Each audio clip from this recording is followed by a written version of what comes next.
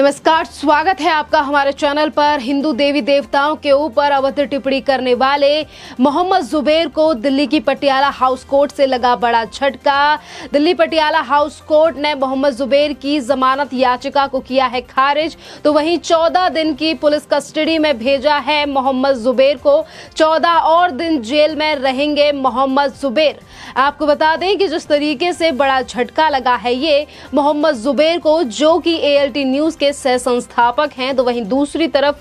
गिरफ्तारी के बाद 2 और धाराएं दर्ज की गई हैं दिल्ली पुलिस की तरफ से। और इस मामले में आपको बता दें कि सबूत मिटाने और गलत तरीके से विदेशी फंडिंग लेने के मामले में हुए हैं ये दोनों मामले दर्ज, जो कि दिल्ली पुलिस ने किए हैं मोहम्मद जुबैर के ऊपर। और वहीं खुलासा हुआ है पाकिस्तान, दुबई और तमाम विदेशों से फंडिंग लिया गया मोहम्मद जुबैर के द्वारा। इन चीजों पर भी बड़े खुलासे किए गए हैं दिल्ली पुलिस की तरफ से। इन तमाम चीजों को हम आपको अब समझाएंगे कि किस तरीके से 27 तारीख को पहले मोहम्मद जुबैर की गिरफ्तारी की गई और आज इस पूरे मामले में हो रहे हैं बड़े बड़े खुलासे कि किस तरीके से अपनी ALT न्यूज पर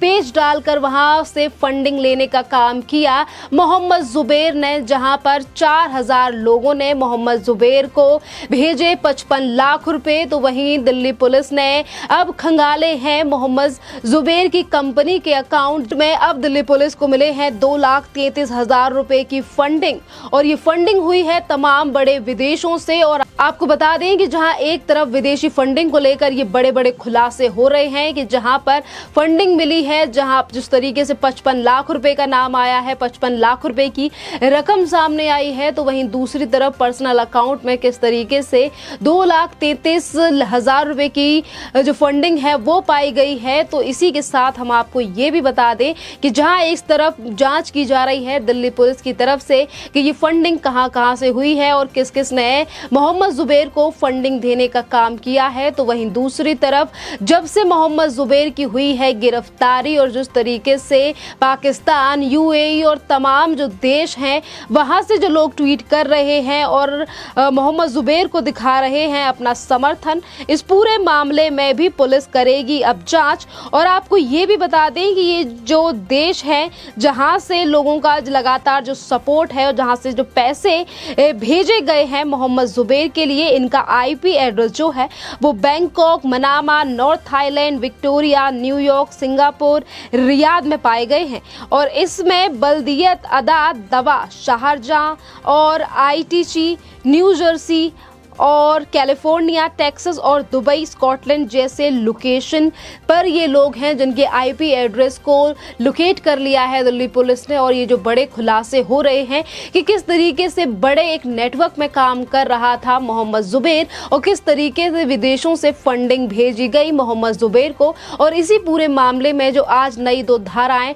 दर्ज की गई हैं मोहम्मद जुबैर के ऊपर, ये इसी पूरे प्रकरण पर की गई हैं कि किस तरीके से विदेशी फंडिंग ले रहा था मोहम्मद जुबैर। और इसी के साथ फोन में से चीजों को डिलीट करना, अपने फोन को फॉर्मेट करना, इस पूरे मामले में भी एक धारा दर्ज की गई है मोहम्मद जुबैर के ऊपर। इसी के साथ हम आपको ये भी बता दें कि जहां एक तरफ बड़े खुलासे दिल्ली पुलिस की तरफ से किए जा रहे हैं, जहां तमाम लोगों का कहना था कि मामला छोटा है, बेफजूल में गिरफ्तारी की गई है मोहम्मद जुबैर की, तो वहीं जिस तरीके से कोर्ट का फैसला आज सामने आया है कि जहां एक तरफ जमानत की याचिका को खारिज कर दिया गया है और वहीं दूसरी तरफ 14 और दिन की न्यायिक हिरासत यानी कि जेल में रहना पड़ेगा मोहम्मद जुबैर को। ये चीजें दर्शाती हैं कि ये मामला कोई छोटा मोटा मामला नहीं है। फंडिंग से लेकर दुबई और पाकिस्तान का जो लिंक निकलकर सामने आ रहा है, इसमें गंभीरता से सोचने वाली बात है। और इसी को लेकर आज जो तमाम लोग हैं वो भी सोशल मीडिया पर अपनी राय रख रहे हैं, क्योंकि इससे पहले जब गिरफ्तारी हुई थी मोहम्मद जुबैर की, तो राजदीप सरदेसाई से लेकर NDTV के पत्रकार रवीश कुमार और कांग्रेस के बड़े नेता यानी कि राहुल गांधी ने भी किया था मोहम्मद जुबैर की गिरफ्तारी का विरोध और बात को लोकतंत्र तक की हत्या बताया गया था इन तमाम लोगों की तरफ से। तो इसी पर आज बड़े बड़े जो खुलासे दिल्ली पुलिस की तरफ से किए जा रहे हैं, तो जहां देश की जनता अपनी राय रख रही है इस पूरे मामले को लेकर कि किस तरीके से मोहम्मद जुबैर एक तरफ अपने आप को फैक्ट चेकर बताता रहा और ये कहता रहा कि मैं फैक्ट चेक करके चीजें डालता हूं, और वहीं दूसरी तरफ फैक्ट चेक के नाम पर किस तरीके से हिंदू देवी देवताओं का अपमान और उनके ऊपर अभद्र टिप्पणी करने का काम करता था मोहम्मद जुबैर, और इसी के लिए इसे फंडिंग दी जाती थी। इसके पेज पर ये बातें हैं देश की जनता की आज जो सामने आ रही है, जो लोग कह रहे हैं कि यही एक बड़ा कारण था कि इतनी बड़ी मात्रा में जो इतना ज्यादा पैसा दिया जा रहा था मोहम्मद जुबैर को, जो फंडिंग हो रही थी। तो आपको बता दें, जहां तमाम राजनीतिक पार्टियां और जो लिबरल पत्रकार हैं जो लगातार अभी रोना रो रहे थे और बार बार पर संविधान से लेकर लोकतंत्र की हत्या बताया जा रहा था, गिरफ्तारी को लेकर जो कि मोहम्मद जुबैर की 27 जून को हुई थी, इसी पूरे मामले को लेकर आज जो कोर्ट की तरफ से फैसला दिया गया है और उसके बाद ये जो 14 दिन की न्यायिक हिरासत में भेजा गया है मोहम्मद जुबैर को, और जो बड़ा खुलासा दिल्ली पुलिस की तरफ से फंडिंग के मामले को लेकर सामने आया है, इसी पर देश की जनता जो है वो अपनी प्रतिक्रिया दे रही है। और इसी बीच बयान सामने आया है, ट्वीट सामने आया है मेजर सुरेंद्र पुनिया का, जिसमें उन्होंने लिखा है कि आईएसआई का दिहाड़ी मजदूर जुबैर भारत के आदर्श ब्रह्मचारी भगवान हनुमान का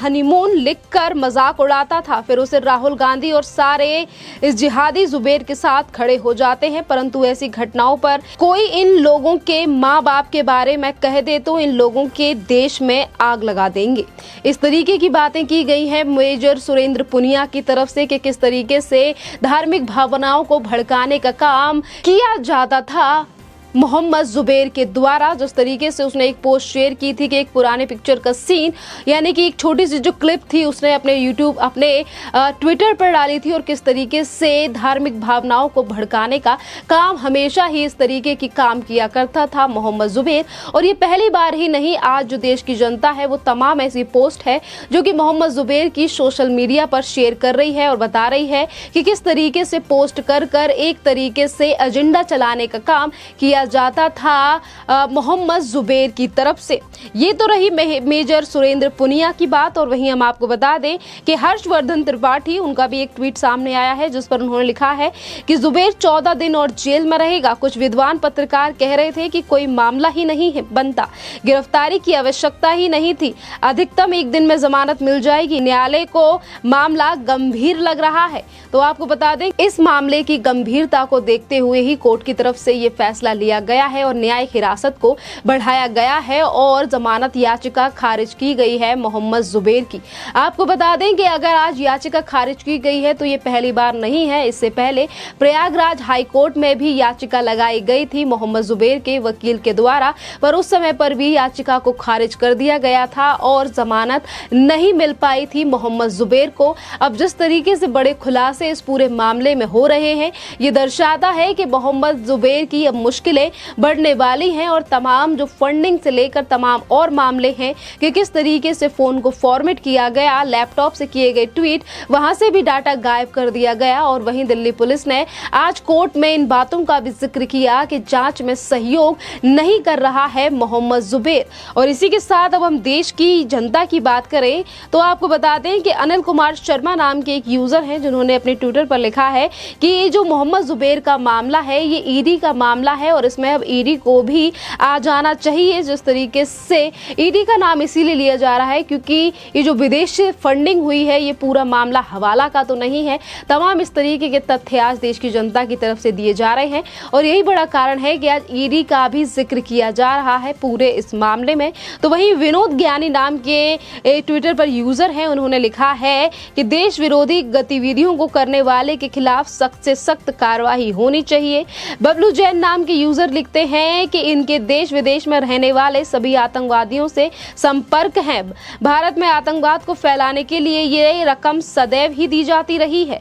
तो वहीं आपको बता दें कि गणेश भाई प्रजापति नाम के जो यूजर हैं, उन्होंने लिखा है कि पत्रकार के भेष में स्लीपर सेल का हिस्सा हो सकता है, इसीलिए पूरी कुंडली की जांच होनी चाहिए। यानी कि आज जो जांच दिल्ली पुलिस की तरफ से मोहम्मद जुबैर की जा रही है। इसी के साथ हम आपको ये बता दें कि दिल्ली में गिरफ्तारी की गई थी 27 तारीख की रात को मोहम्मद जुबैर की, तो वहीं दूसरे दिन मोहम्मद जुबैर को ले जाया गया था बेंगलोर मोहम्मद जुबैर के घर, जहां से फोन और इसके लैपटॉप को जब्त करना था पुलिस को। और जैसे ही फोन हाथ में लगा वहां से सभी चीजों को डिलीट कर चुका था मोहम्मद जुबैर। और यही पूरा मामला है कि किस तरीके से कोर्ट की तरफ से सख्ती दिखाई जा रही है इस पूरे मामले में। और दो